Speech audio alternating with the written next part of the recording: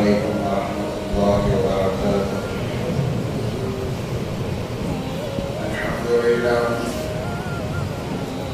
الحمد لله نحمده ونستعينه ونستغفره ونؤمن به ونتوكل عليه ونعوذ بالله من شرور أنفسنا ومن سيئات أعمالنا.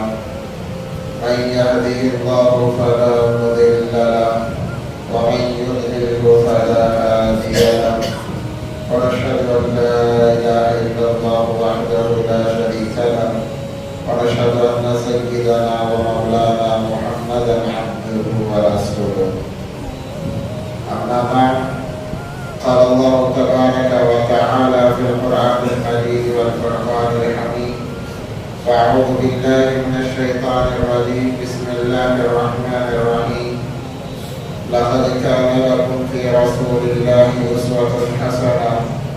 وقال تعالى: فانكحوا ما طاب لكم من النساء مثنى وثلاث ورباع.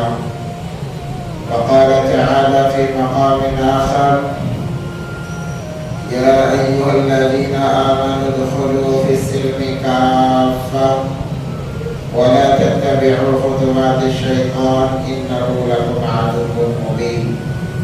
صدق الله العظيم. قال النبي صلى الله عليه وسلم: يا معشر الشباب، من استطاع منكم الباءة فليتزوج، فإنه أغض للبصر وأحسن للفرج، ومن لم تستطع فعليه بالصوم وإنه له وجاء. وقال النبي صلى الله عليه وسلم: من تزوج امرأة لعزها لم يزده الله إلا ذلا، ومن تزوجها لمالها لم يزده الله إلا فقرا، ومن تزوجها لحسنها لم يزده الله إلا دناءة، ومن تزوج امرأة لم يرد بها إلا يغض لبصره وأحسن فرجه ويصل رحمه، بارك الله له فيه وبارك عليه فيها. وقال النبي صلى الله عليه وسلم: لا يؤمن أحدكم حتى أكون أحب إليه من والده وولده والناس أجمعين، أو كما قال عليه الصلاة والسلام. اللهم صل على سيدنا مولانا محمد في أول كلامنا. اللهم صل على سيدنا مولانا محمد في أوسط كلامنا. اللهم صل على سيدنا مولانا محمد في آخر كلامنا. اللهم لك الحمد كما أنت أهل، فصل على محمد كما أنت أهل، وافعل بنا ما أنت أهل، فإنك أنت أهل التقوى وأهل المغفرة. رب اشرح لي صدري ويسر لي أمري واحلل عقدة من لساني يفقهوا قولي. اللهم صل على محمد وآله ألف ألف مرة. اللهم صل على محمد وآله ألف ألف مرة. اللهم صل على محمد وآله ألف ألف مرة.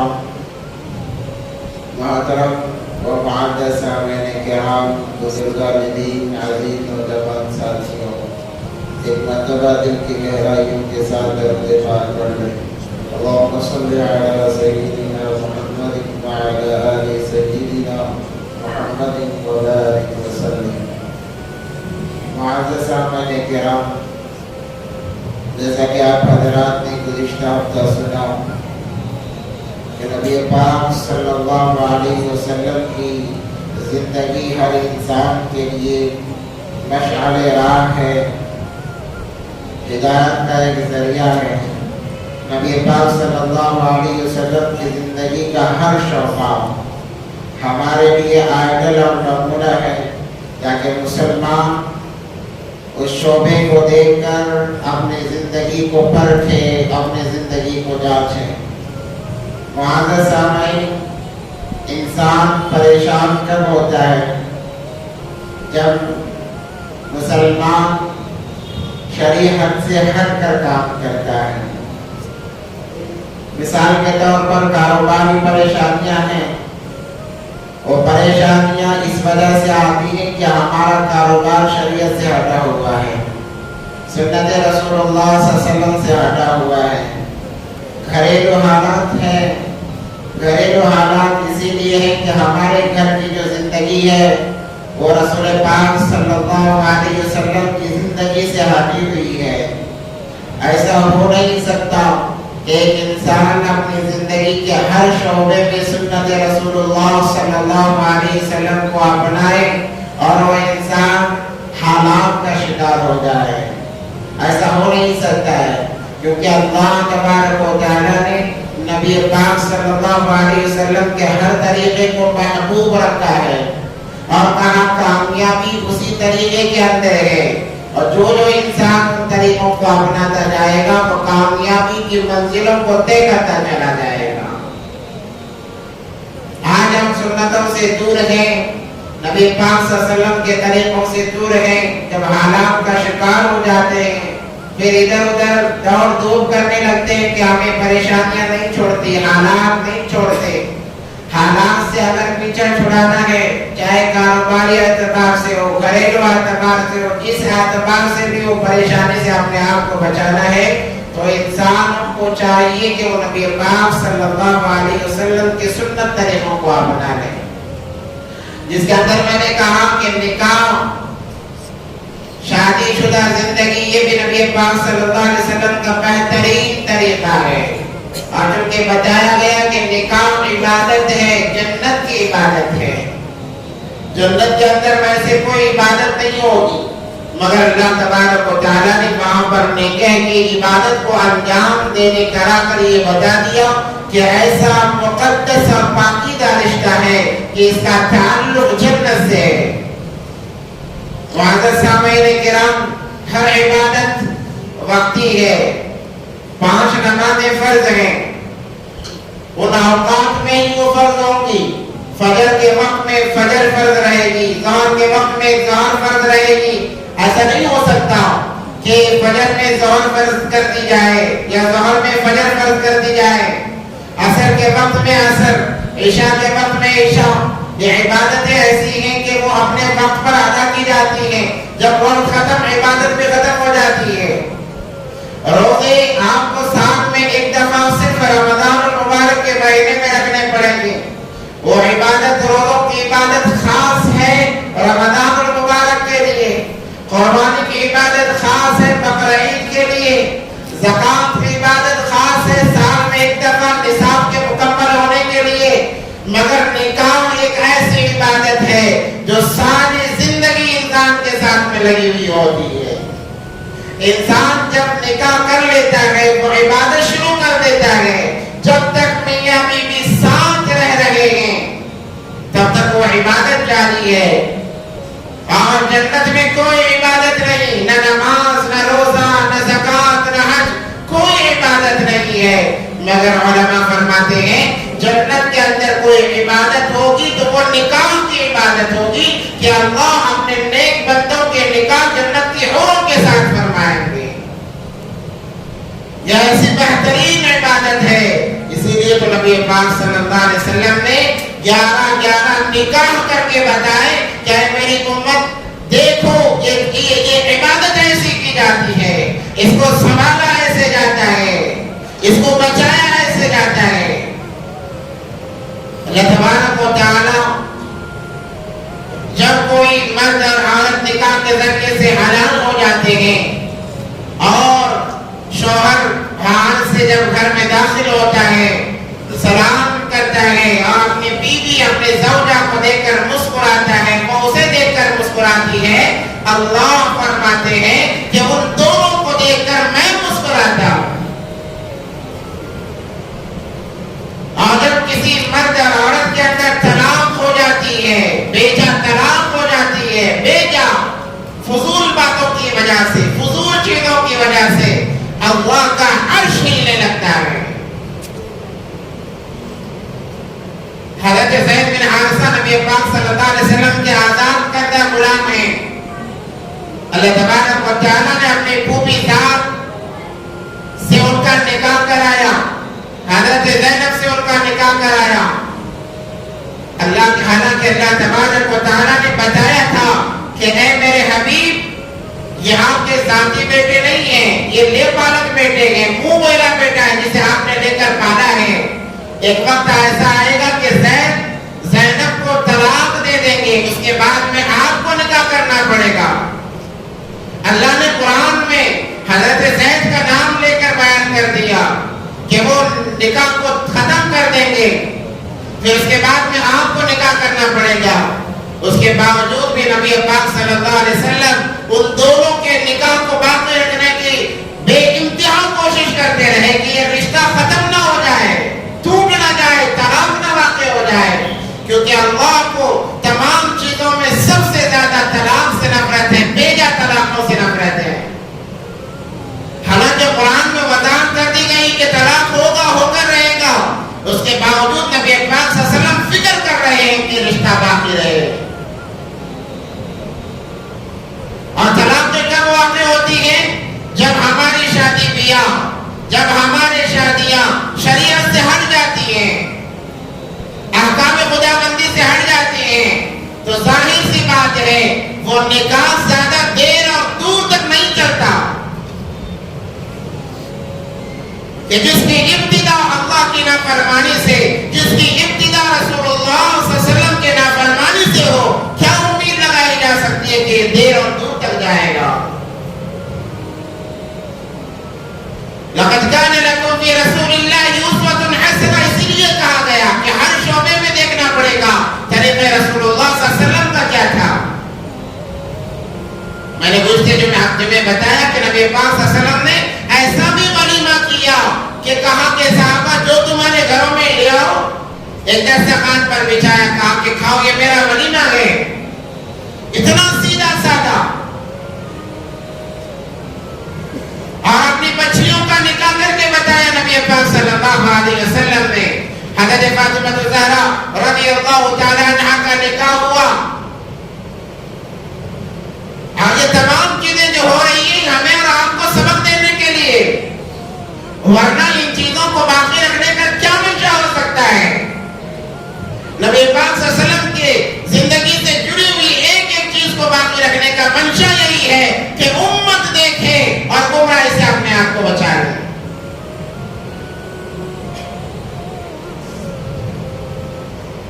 حضرت فاطمہ الزہرا رضی اللہ تعالیٰ عنہ کی جب عمر ایک روایت کے مطابق جب 15 سال 5 مہینے کی ہو گئی، بالغ ہو گئی، نبی پاک صلی اللہ علیہ وسلم نے ارادہ کیا کہ مجھے اپنی بیٹی کا نکاح کرنا ہے۔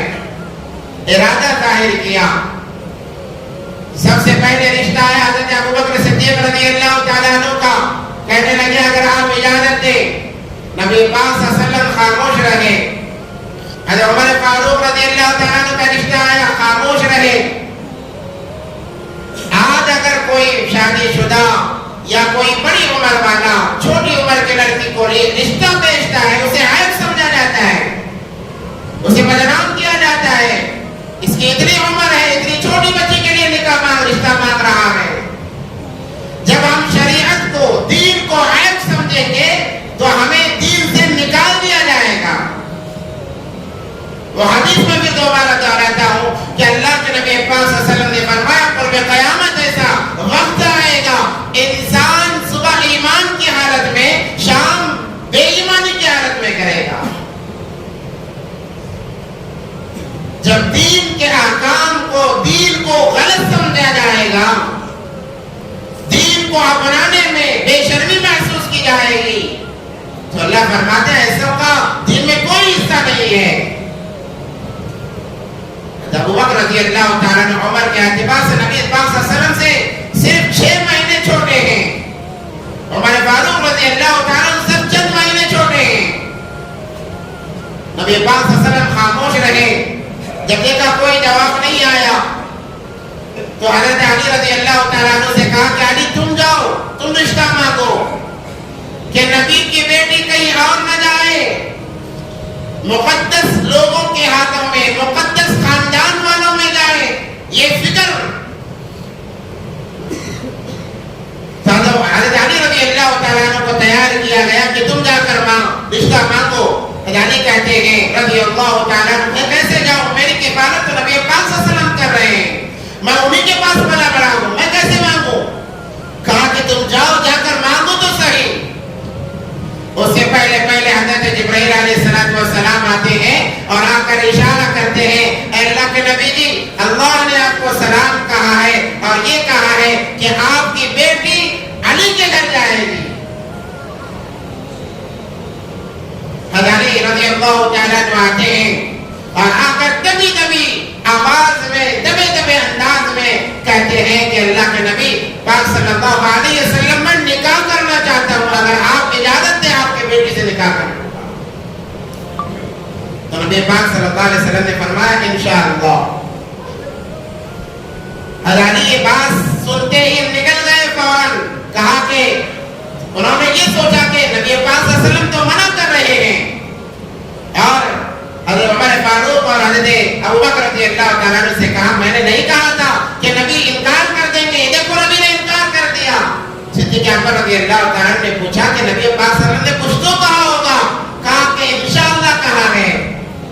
تو حضرت ابوبکر صدیق رضی اللہ تعالیٰ عنہ نبی پاک صلی اللہ علیہ وسلم کی ہر ادا کو بھانپنے والے، سمجھنے والے، مزاج نبوت، ادائے نبوت کو سب سے زیادہ اگر کوئی سمجھنے والی ذات تو حضرت صدیق اکبر رضی اللہ تعالیٰ عنہ کی۔ کہنے لگے مبارک ہو، نبی پاک صلی اللہ علیہ وسلم نے تو حامی بری ہے، تمہیں مبارک ہو۔ نبی کا انشاءاللہ یہ ہمارا اور تمہارے ایسا نہیں ہے، وہ تو ہاں کی علامت ہے۔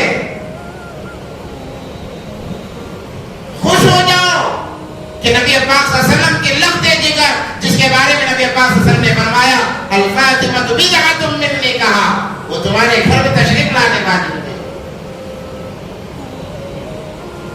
اور سوال یہ پیدا ہوتا ہے کہ سرے انداز میں نبی پاک صلی اللہ علیہ وسلم نے اقرار کیوں نہیں کیا؟ تو علماء فرماتے ہیں کتابوں میں لکھا ہوا ہے جبرائیل علیہ السلام نے آ کر اشارہ دے دیا، بتا دیا کہ آپ کی بیٹی، اللہ بھی یہی چاہتے ہیں کہ علی کے گھر جائیں، بات تو طے ہو گئی۔ حضرت علی نے بھی آ کر مانگ لیا رضی اللہ تعالیٰ عنہ، اس کے باوجود میں تاخیر کیوں ہوئی؟ علماء فرماتے ہیں کہ نبی حضرت علی رضی اللہ تعالیٰ عنہ کی بات سننے کے بعد نبی پاک صلی اللہ علیہ وسلم حضرت بی بی فاطمہ رضی اللہ تعالیٰ عنہ کے پاس جاتے ہیں اور جا کر کہتے ہیں بیٹی فاطمہ، میرا دل چاہتا ہے کہ میرے خاندان کے مقدس آدمی کے ہاتھ میں میں تیرا ہاتھ دوں، اور اس کے لیے میں نے علی کو منتخب کیا ہے، بیٹی بتا تو کیا کہتی ہے؟ اگر تو راضی ہے تو تیرا نکاح کر دوں گا۔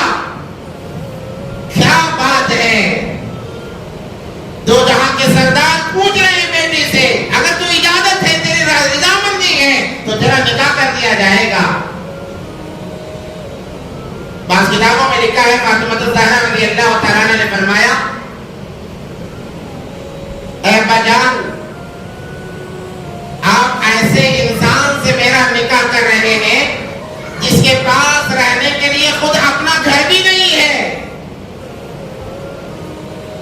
تو نبی پاک صلی اللہ علیہ وسلم نے فرمایا بیٹی فاطمہ، میں یہ دیکھ کر تیرا رشتہ نہیں کر رہا کہ علی کے پاس گھر ہے، جائیداد ہے، مال روپیہ ہے، یہ دیکھ کر میں نہیں کر رہا ہوں، بلکہ میں اس کے علم کو دیکھ کر تیرا رشتہ کر رہا ہوں۔ اے بیٹی فاطمہ، انا مدینۃ العلم وعلیھا باب، کہ میں علم کا شہر ہوں، علی اس کا دروازہ ہے۔ جب یہ بات سنی حضرت فاطمہ رضی اللہ تعالیٰ عنہ نے کہا کہ مجھے کوئی اعتراض نہیں ہے، یہ طریقہ بتایا جا رہا ہے، سکھایا جا رہا ہے، اپنے نکاح ایسے کرو، بچیوں سے پوچھا جائے، لڑکوں سے پوچھا جائے۔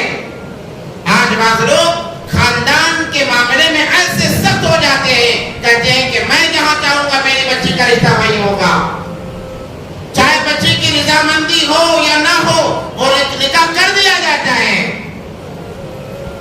ناراضگی کے ساتھ میں نکاح کتنی دور اور کتنی دیر تک باقی رہے گا؟ وہاں دو جہاں کے سردار بیٹی سے پوچھ رہے ہیں، اور جب بیٹی نے کچھ اشکال کیا تو سمجھایا جا رہا ہے،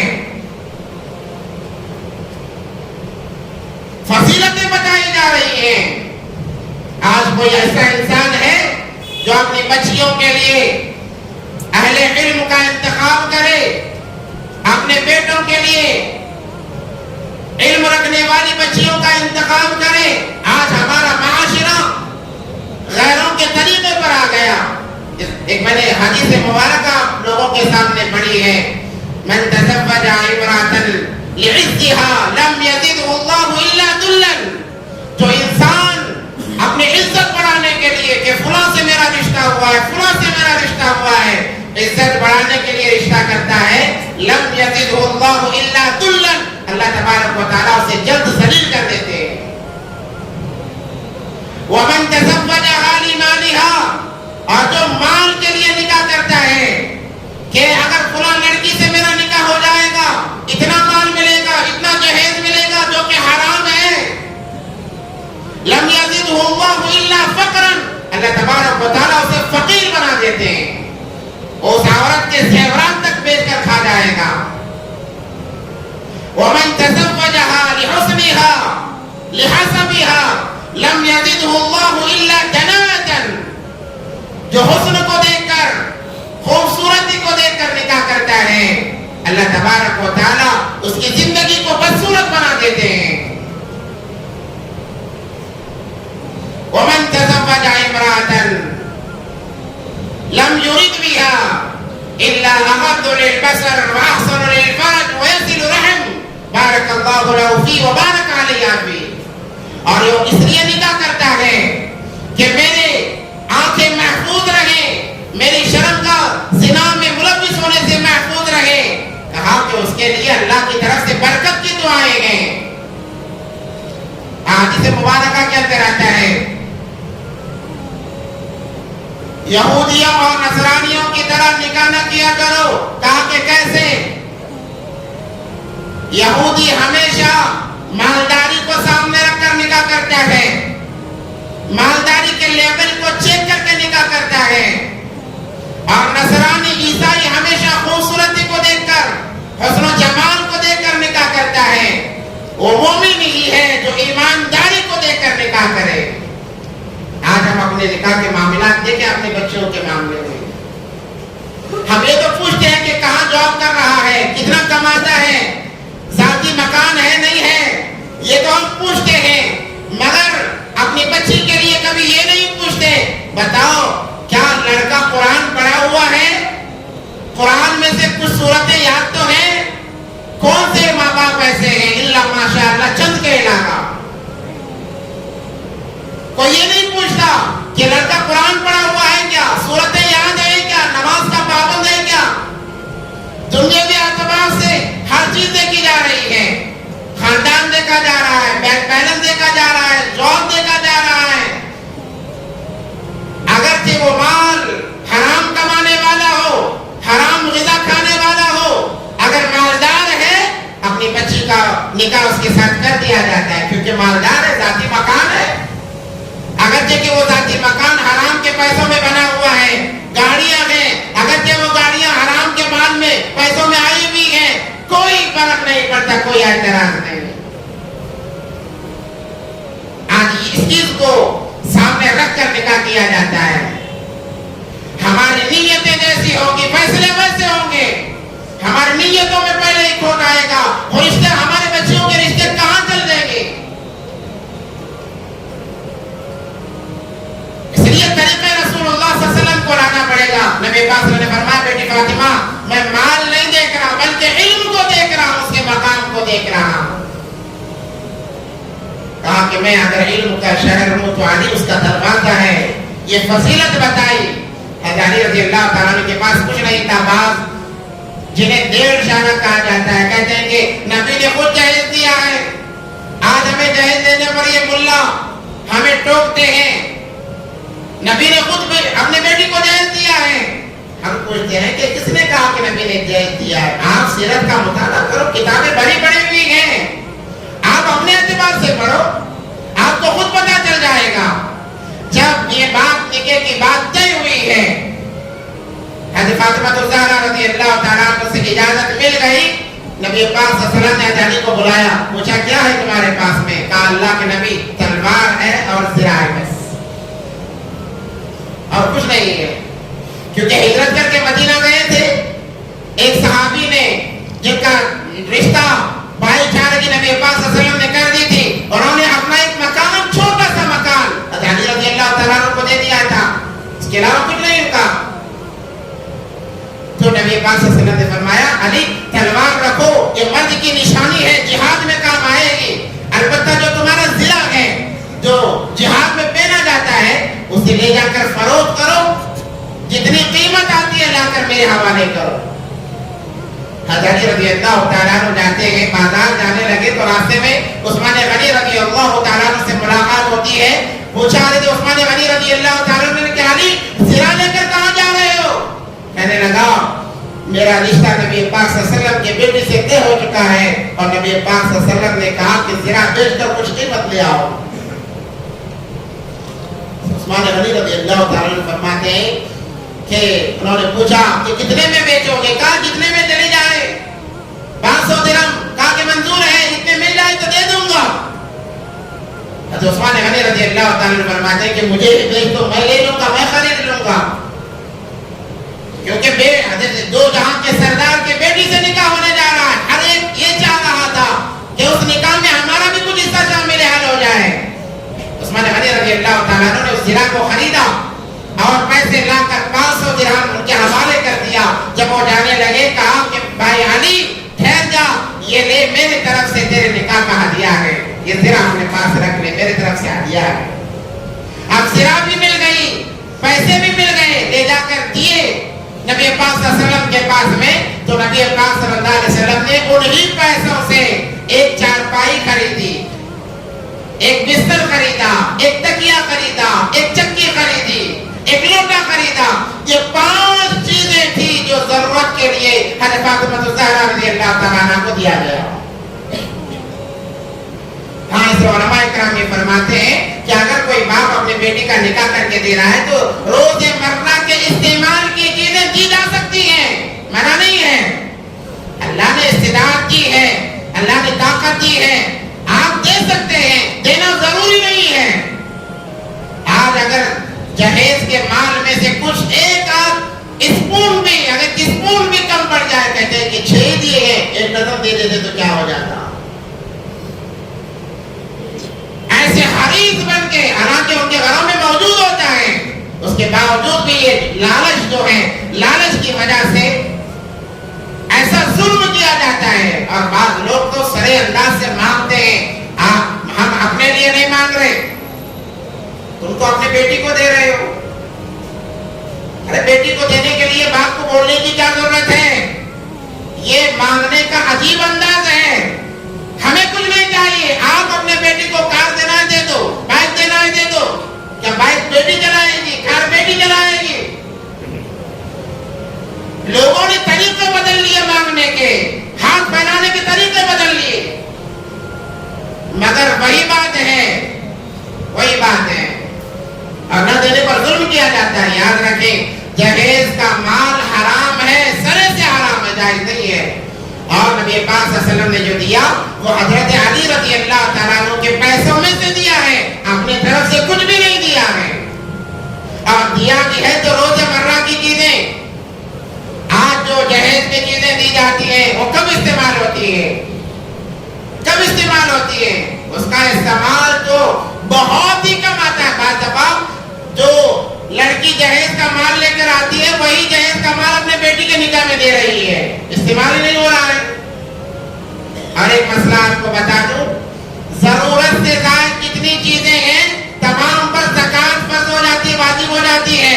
اگرچہ وہ برتن ہی کیوں نہ ہو, بستر ہی کیوں نہ ہو مہنگے مہنگے, آپ نے جہیز میں لے لیے, لے کر رکھ لیا, اب استعمال نہیں ہے, زائد ہے. سال گزرنے پر حساب لگا کر زکات ادا کرنی پڑے گی, ورنہ آپ گنہگار کہلاؤ گے. ہاں استعمال میں کوئی مسئلہ نہیں ہے, تو اگر مانگنا بہت بڑی بات ہے, آپ کوئی اگر خوشی سے دے دے تو وہ اور بات ہے, وہ اور بات ہے. تو نبی پاک صلی اللہ علیہ وسلم نے اتنی چیزیں دی. اب نکاح ہو گیا, گواہ بننے کے لیے حضرت عمر فاروق, حضرت ابوبکر صدیق رضی اللہ تعالیٰ سے مقدس ہستیاں. نکاح ہو گیا, پتہ بھی نہیں 5-6 لوگوں کے اندر نکاح ہو گیا. جیسے میں نے گزشتہ ہفتے میں کہا اگر نہ بلایا جائے خاندان میں ایک وبال کھڑا ہو جاتا ہے کہ ہمیں نکاح میں نہیں بلایا, ہمیں دعوت میں نہیں بلایا. اور لڑکیوں کی طرف کی جو دعوت ہے, نکاح کی دعوت ہے, اس کے جائز ہونے کی کوئی اس کا ثبوت نہیں. یاد رکھیں, بعض لڑکے والے کہتے ہیں کہ ہمیں جائز کچھ نہیں چاہیے, آپ دعوت بہترین کر لو, ہم 1000 لوگوں کو لے کر آ رہے ہیں. کچھ نہیں چاہیے, 1000 لوگوں کی دعوت کر لو. اور میں پھر فرمان کیا, میٹھا اتنے قسم کا میٹھا, کباب اتنے قسم کا. یہ عجیب بھیک مانگنے کا طریقہ ہے. اس طریقے سے اپنے آپ کو بچائیں. نکاح کی دعوت ہرگز نہیں ہے. نکاح لڑکی والوں پر تو کوئی بوجھ ہی نہیں ہے. ولیمہ کے لیے نبی پاک صلی اللہ علیہ وسلم نے فرمایا اے عبد الرحمن اولم ولو بشاتن, کہ ولیمہ کرو اگر ایک بکری ہی تو نہ ہو. یہ لڑکے کے ذمہ ہے. اور بعض یہ بھی سننے میں آتا ہے, بہت سارے لوگ آ کر سناتے ہیں کہ حضرت ولیمہ کے لیے آدھا کر کے ہم سے مانگا جا رہا ہے. تمہارے اندر استطاعت نہیں ہے, طاقت نہیں ہے, دکھاوا کرنے کی کیا ضرورت ہے, دین سے ہٹنے کی کیا ضرورت ہے. جتنی استطاعت اتنا کرو. ضروری نہیں ہے 1000 لوگوں کو کھلانا, ضروری نہیں ہے 500 لوگوں کو کھلانا. آپ اپنے خاندان والوں کو کھلاؤ کبھی, وہ تو سنت زندہ کر کے بتاؤ. لڑکی والوں سے مانگا جا رہا ہے, جہیز کے نام پر بھی لے رہے ہیں, جوڑا گھوڑے کے نام پر بھی لے رہے ہیں, اور پھر ولی میں بھی آدھا خرچہ لے رہے ہیں, نکاح کی دعوت الگ مانگ رہے ہیں. یہ تمام طریقے سنت رسول اللہ صلی اللہ علیہ وسلم سے ہٹے ہوئے ہیں. نبی پاک صلی اللہ علیہ وسلم نے فرمایا یا معاشر الشباب, اے نوجوانوں, من استطاع منکم الباءۃ فلیتزوج. اگر تمہارے اندر استطاعت ہے, جانی اور مالی طاقت ہے, تم نکاح کیا کرو. من استطاع منکم الباءۃ سے مراد مال نہیں لیا گیا ہے, یاد رکھیں. جسمانی طاقت تمہاری اتنی ہے کہ تم ایک عورت کے ذاتی حقوق ادا کر سکتے ہو, نکاح کرو, کہا نبی پاک صلی اللہ علیہ وسلم نے. مال کو بنیاد نہیں فرمایا. کیوں؟ اس لیے کہ فَإِنَّهُ أَغَضُّ لِلْبَصَرِ وَأَحْسَنُ لِلْفَرْجِ, کیونکہ یہ نکاح تمہیں تمہاری آنکھوں کے زنا سے بچائے گا, شرمگاہ کے زنا سے بچائے گا, غلط خیالات سے بچائے گا. وَمَن لَمْ يَسْتَطِعْ, اگر تمہارے اندر اس کی طاقت نہیں ہے, جسمانی اعتبار سے طاقت نہیں ہے, فَعَلَيْهِ بِالصَّوْمِ, تو تم روزوں کو لازم پکڑو کہ ایک دن روزہ رکھو, ایک دن چھوڑ دو, تاکہ عورتوں کی طرف تمہاری رغبت نہ ہو جائے. یہ طریقہ رسول اللہ صلی اللہ علیہ وسلم کا اتنا سیدھا سادہ, اتنا آسان اور اتنا محبوب طریقہ ہے. آج ہم نے چھوڑ دیا. نکاح کے نام پر ایک بے چینی شروع ہوتی ہے لڑکی والوں کو, ان کے والدین کو. ان روایات کو ہم ختم کریں, سیدھا سادہ نکاح کر کے بتائیں. اور دیکھیں جو نکاح, جس نکاح کی ابتدا سنتوں سے ہوتی ہے, اس کی انتہا بھی سنتوں پر ہوگی. اور جس نکاح کی ابتدا اللہ کے نافرمانی سے, رسول اللہ صلی اللہ علیہ وسلم کے نافرمانیوں کے ساتھ ہوتی ہے, اللہ حفاظت فرمائے, وہ بہت کم چلا کرتے ہیں. آپ جائیں کورٹوں کے اندر, 80% مسلمانوں کے معاملے کورٹوں میں اٹکے ہوئے ہیں, وہ بھی صرف طلاق کے معاملے اٹکے ہوئے ہیں. ہر دارالقضا میں کیسز پینڈنگ ہے, ہر دارالقضا میں. بنگلور میں 5 سے 6 دارالقضا ہیں. آپ جس دارالقضا کو جا کر دیکھیں, وہاں پر طلاق کے معاملے, خلا کے معاملے پینڈنگ پڑے ہوئے آپ کو نظر آئے ہوئے.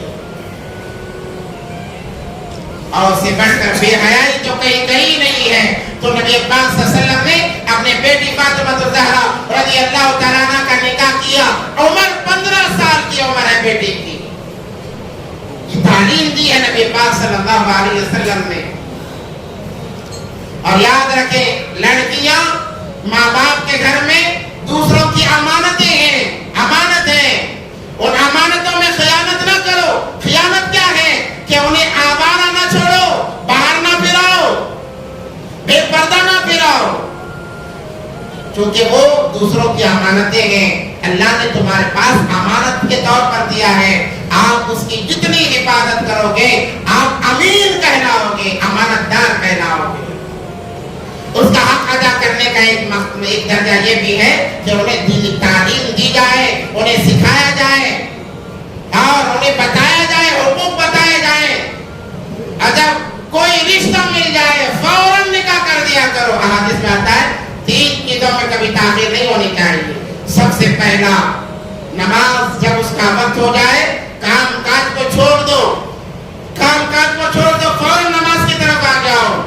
جنازہ جب تیار ہو جائے، اب انتظار نہیں کسی کا، فلاں آنے والا ہے فلاں، کسی کا انتظار جائز نہیں ہے۔ یہ بھی خرافات میں شامل ہے، یاد رکھیں۔ ہم کہتے ہیں عجیب مزاج ہمارا ہے کہ فرض کے لیے گھر سے نکل کر مسجد تک نہیں آنے کے لیے تیار نہیں ہے، مگر نماز جنازے کے لیے لوگ سعودی سے آ رہے ہیں۔ جنازے کی نماز کے لیے سعودی سے سفر کیا جا رہا ہے، دور دور سے سفر کر کے آ رہے ہیں۔ کیوں؟ نماز جنازہ مل جائے۔ ارے وہ فرض کفایہ ہے، ایک آدمی بھی پڑھ لے معاملہ آدھا ہو جائے گا۔ فرض کے لیے بازو گھر ہے، مسجد کو آنے کے لیے تیار نہیں ہے، تو نماز جنازہ جب تیار ہو جائے فوراً انہیں دفنا دیا جائے۔ فلاں انسان چہرہ دیکھنے والا ہے، وہ دیکھنے والا ہے، یہ کہہ کے تاخیر نہ کرو، اسے اللہ کے حوالے فوراً کر دو۔ جیتے جی زندگی کے اندر کبھی آ کر چہرہ دیکھنے کی توفیق نہیں ہوئی، مرنے کے بعد دیکھ کر کیا کچھ کر لیں گے اور کیا فائدہ حاصل ہو جائے گا۔ اور دوسری بات یہ بھی ہے کہ مرنے سے پہلے انسان محتاج ہوتا ہے، لاچار ہوتا ہے، کوئی مدد کے لیے تیار نہیں۔ مرتے ہی کفن میری طرف سے، دعوت میری طرف سے۔ کیا میت تمہاری دعوت کی محتاج ہے؟ تمہارے کفن دلانے کی محتاج ہے؟ حدیث میں کیا ہے؟ اگر کفن کے لیے پیسہ نہیں ہے کوئی بات نہیں، اسی کپڑوں پر کفن دے دیا جائے، کیا ضرورت ہے کفن تمہارے کفن پہنانے کی؟